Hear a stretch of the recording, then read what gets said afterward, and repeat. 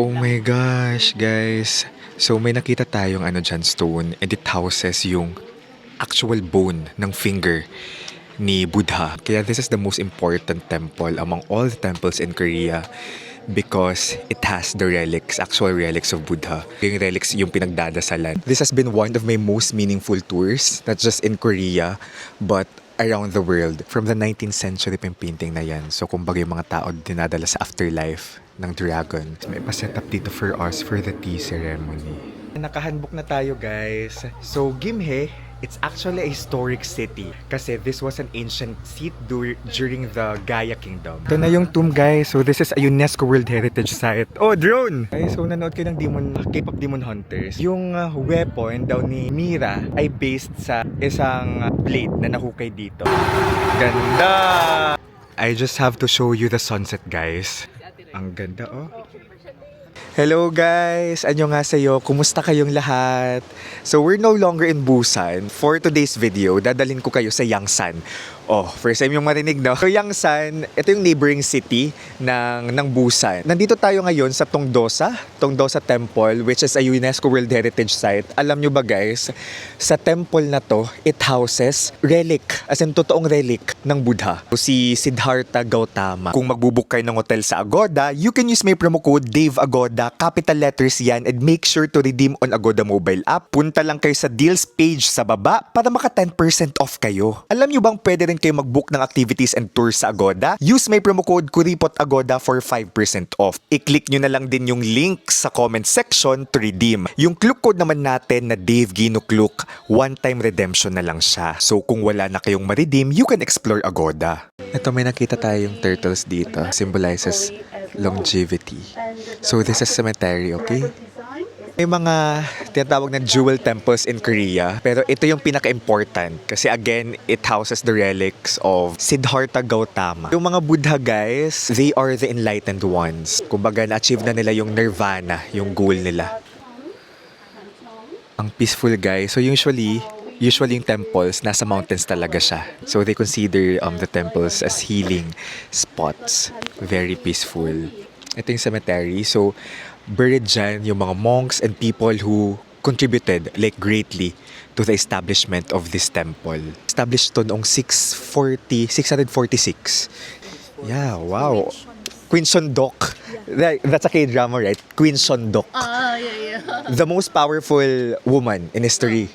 Queen Sondok of Shilla Dynasty. I didn't see. She's the most powerful woman in history. May K-drama siya si Queen Sondok. So this was established in Shilla Dynasty with over 1,000 years of history. May two temple dito, guys. So stone ito. Tapos they are meant to protect the village or the temples. So nakita tayo ng ganito sa Canada. Like first ako makita ng ganito sa Canada, pero kahoy yun. Dito stone. Pero it can be carved in trees. Cherry blossoms, guys. Ito yung pinaka full cherry blossom nakita ko in this Busan trip. Guys, sa likod ko, that's a closed temple pero it houses the Buddhist paintings. So, actual Buddha yung nagpaint. Like centuries old paintings, guys. May mga bridge dito. So, yung bridge daw symbolizes peace, and kung mag-cross kayo sa bridge na yan, it means purification. So, may different bridges dito sa temple. Tanong ko, guys, kung saan pa nanggaling relics? So, the founder, from the Tang Dynasty, binitbit niya yung relics ng Buddha from China. And yung Buddhism, 1st century pa siya na-introduce sa Korea. Pero this was built in 7th century.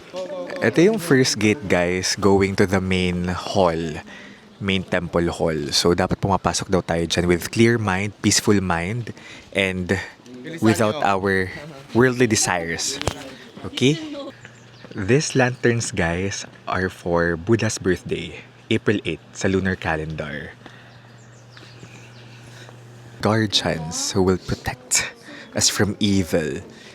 So, may guardian who will grant our wishes. So, pwede tayong mag-wish. Ito, tinatapakan nila yung evils. May angry face for them to scare the evils. So, yan, no?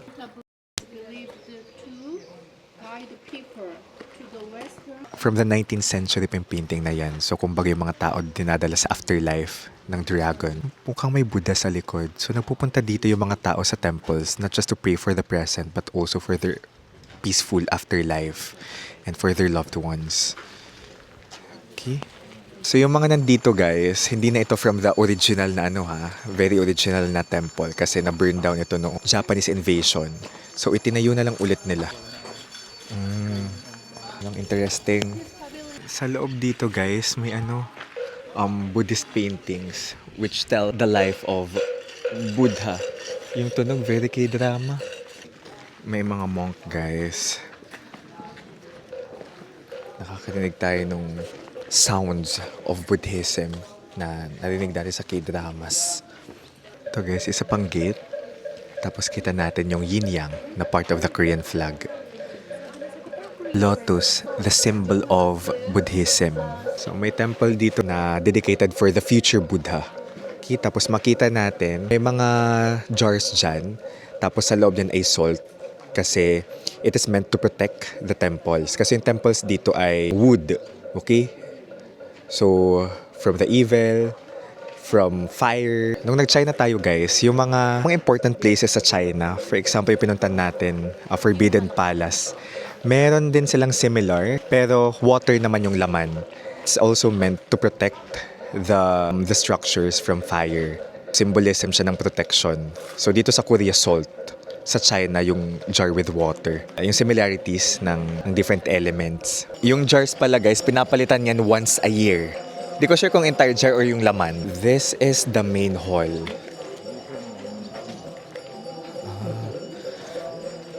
Yung main hall guys, it usually houses the statue of Buddha. Pero dito sa Tongdosa, wala. Kasi meron na silang relics dito ng actual Buddha ni Siddhartha Gautama, the founder of Buddhism.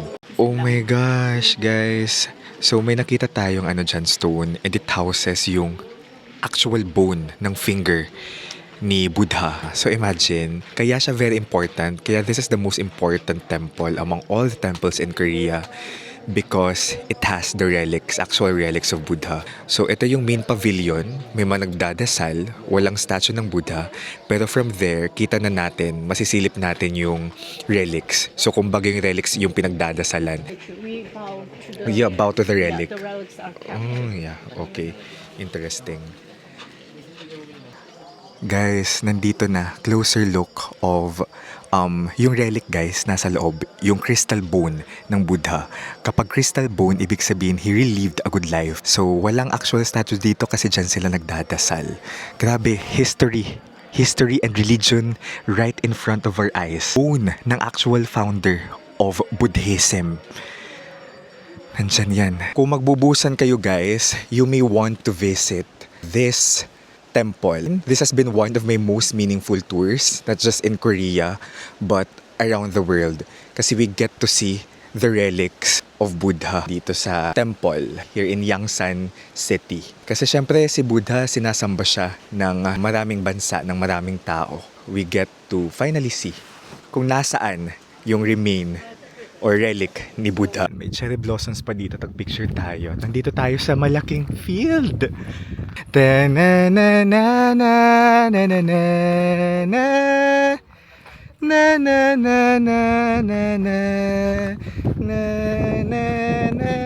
Nanood ba kayo ng When Life Gives You Tangerines? Okay, quick stop lang tayo here. 20 minutes para mag-picture-picture. Malapit lang sa temple. Picture ang mga frozen. Dito na yung canola flowers. Ha?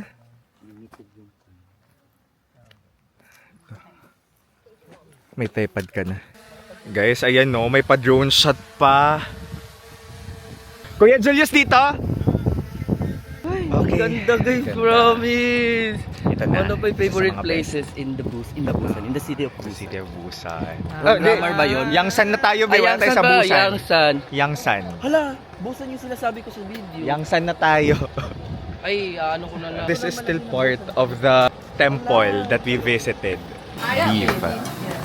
Okay, barbecue. Galbi. Kalbi, right. Kalbi is beef.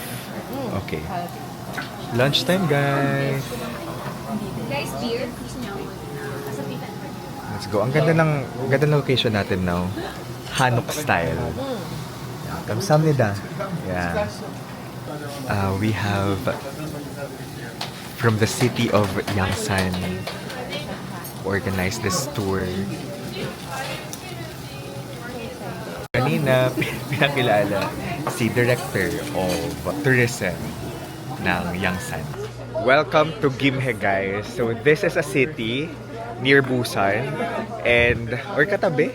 The city is beside Busan, right? Beside Busan, where the airport is. Gimhae. Ngayon, mag-tea ceremony muna tayo. A warm welcome to K creators from the Philippines visiting Gimhae. Wow! So may mga mag-handbook muna. Tapos kami dito mag-tea ceremony. Ang init pa eh. Very welcoming dito yung mga taga-tourism. Nakakatuwa. Tapos yung slogan nila dito ay Gim Happy. Ang ganda naman ng cafe.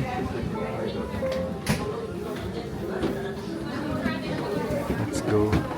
Antare guys. May pa-set up dito for us for the tea ceremony.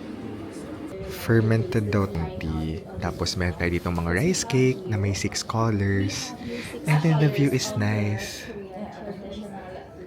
We can taste the tea first para matikman natin yung nature. This is an actual gold, okay? Tinuruan tayo dito the proper way of handling the tea. Meron talagang process, so left hand siya. And then ganito. Tapos amoyin natin for 3 times so that we can savor the smell, the aroma of the tea. Hindi ko sure yung tamang pag-inom ko, pero so, tinanong ko dito si Ellie, our tour guide, kung bakit natin siya ginagawa dito sa Gimhae. Because yung Gimhae has a really long history versus Busan, which is more modern. It's just right to do it here because they have preserved their traditions. As a Korean traveler, try natin lahat kasi sayang. Ayan, nakahandbook na tayo guys. So, Gimhae, it's actually a historic city. This was an ancient seat during the Gaya Kingdom. One king, ito yung birthplace niya, si King Soro. Nakahandbook na tayo guys. Yes! Picture lang dito. Ang ganda here na spot. Ayan. Aura-aura lang si Mariel. Love it. Our next stop, guys, is the Daesongdong Ancient Tombs. Let's go.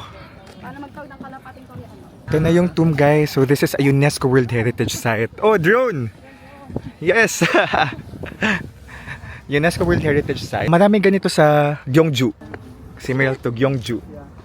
Yes. Big tombs. These are Indol in Korean and English. English dolmen.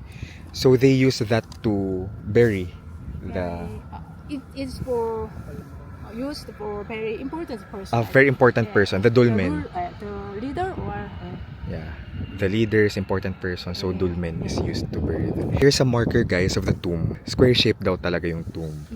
Tapos they excavated 1990 to 2020, and they for 30 years, and they found like 300 more than 300 300 tombs. Oh, more than 300 tombs.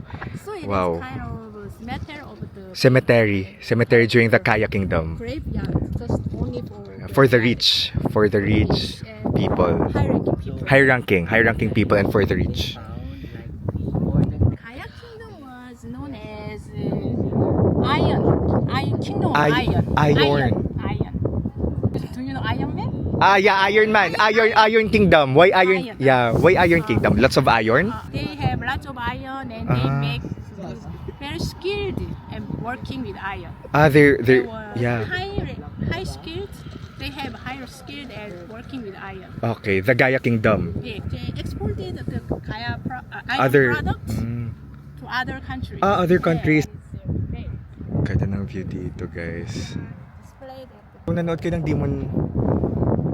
K-pop Demon Hunters, yung weapon daw ni Mira ay based sa isang blade na nahukay dito.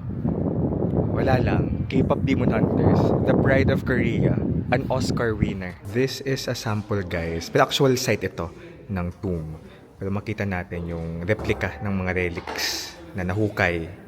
The most interesting thing I learned from this tomb na discovery na exploration. Yung masters, yung mga nilibing dito, mga nobility, when they die, pinapatay din yung servants. Kasi they believe na kung mamatay din yung servants, they will follow.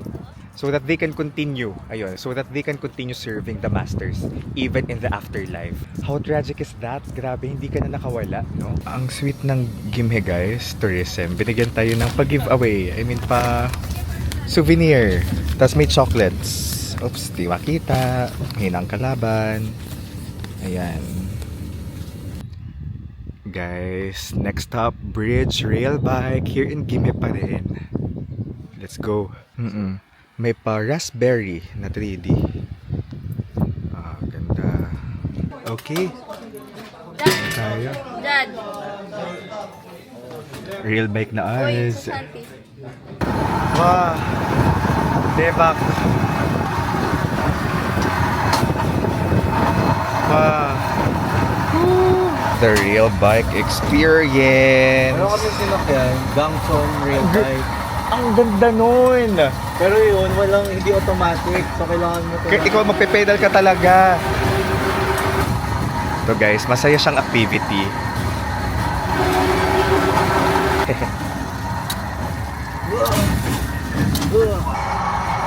ikot. Okay. Goodbye, my friends. Goodbye. Dito pala kayo.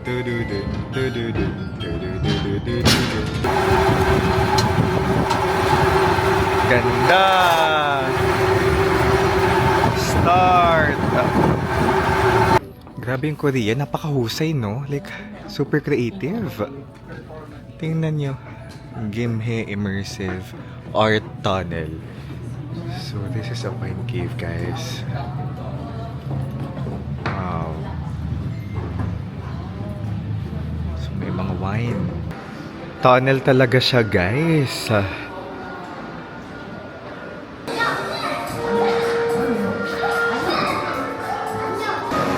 Ang haba ng tunnel, guys.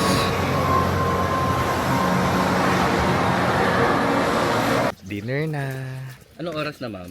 It's, It's already 6 p.m. 6:55. and ganito pa, kaliwanag. Ay, 6 p.m. na ba? Serious? 5 minutes. 5:55. Around of Yeah. Let's go. 6 p.m. 6 p.m. sa atin eh. Madilim. Sunset? Parang, ano siya? Parang may mga smog. Hindi masyadong Hindi na kita. tayo makakanola. Wala nang canola, photoshoot. There, oh. Tara. Kaya pa. Sa yung rail bike, tapos yung tunnel, ang haba. Kain na tayo. I just have to show you the sunset, guys. Kasama yung canola flowers. Ang ganda, oh. Ganda. It just occurred to me, it's our last dinner together. Sa airport. Sila, wala na. Wala sila. Ay, go. Ito na, guys, ang ating jjajangmyeon and tangsuyuk. So, it's jjajangmyeon is best paired with tangsuyuk. So, that's pork. Breaded pork. And then ito yung sauce. Ang sarap, guys. This feels like a cook. I mean, a food prepared by my mom. Ganun yung vibe niya. Feeling ko okay to pag bumabagyo. Uy, yun din yung sa utak. Pag maulan, magpalang kinama. Alright, we're back in Gwangali. Ito na naman po tayo, mga kaibigan. Okay, for our last night. Let's go. Na para bang may energy talaga siya. Nandiyan na sila. Ganda, may busking. Tapos na po ang ating open forum. Hindi na ako napag-vlog, guys. Pero napaka fruitful na usapan. It's 1 a.m. Parang alam kong si ma'am na ilalapitan ko kasi napapanood ko na siya dati. Thankful din ako na singero na nakilala ka namin, ganun. Sa video mo pa lang, alam kong genuine ka na, ganun. Thank you, guys. Happy birthday to me! Tribute! Okay, Wonder J. Very nurturing. Nurturing. Yeah, as a mom ka talaga of the group. Kahit sabihin mo parang hindi naman ikaw yung eldest. Pero parang alaga mo lang talaga. Pwede kami mag-depend on you. And I'm super, super happy na, I have a mom here. I have a second mom in this family. Si mom. Nung first meet ko sa kanya, parang feeling ko parang siyang warm hug. Tapos kumakain tayo ng sabaw na walang lasa. Tapos the next date, sabi ko, hi mom. Sabi niya, bakit mom? Ganun na siya. Ayun, siya yung nagbigay. Nung narinig namin na tinatawag kang mom. Mom na rin tawag namin sa kanya. So may GC kami, mom and children Mom and pangalan. children. Thank you for not letting me na parang ma-left out ako na. Sarang yun. Pag naglalakad ako mag-isa, minsan nalapit ka, tapos tatanong ka, kamusta na, ganyan. You're just a mom. Feeling ko kapag kasama ko siya, hindi na ako mag-worry sa kahit na anong mangyari. Kasi nga, parang may, Kumbaga- kapag may konting inconvenience. Kumbaga insurance, Nasa-solve mom. siya. Oo. Nasa-solve siya. Children. Ay si mom kapag may mga nangyayaring mga inconvenience, nasa-solve niya agad. Tuwing napapanood ko yung ano ni Kuya Dave, yung mga stories niya, lagi talaga akong minsan nakaka-heart ako napapa-comment kasi super nabibless ako sa kanya. Like, sobrang gaan ng aura niya, tapos sobrang soft niya. Kaya parang, nung nanalo ako nung KTO, parang sabi ko, ay, parang gusto ko siya makaklose, parang gano'n. Wala rin kasi akong kuya. Parang gusto ko, din ko magkakuya. So, Napaka-approachable ni Ma'am Dave. Sobrang approachable mo and ikaw yung, ang dami ko natutunan sa'yo and ikaw ang one of the best people na nakilala ko sa buong buhay ko kasi sobrang dami ko talaga natutunan sa'yo. Yeah, and hindi ko ina-expect na na magiging close and friends tayo talaga. Extrovert. Totoo naman. Pare, unang meet niyo pa lang parang close mo na siya. Parang ganun. Parang siya yung siya yung nagbabind sa... siya yung link, no? Oo, link.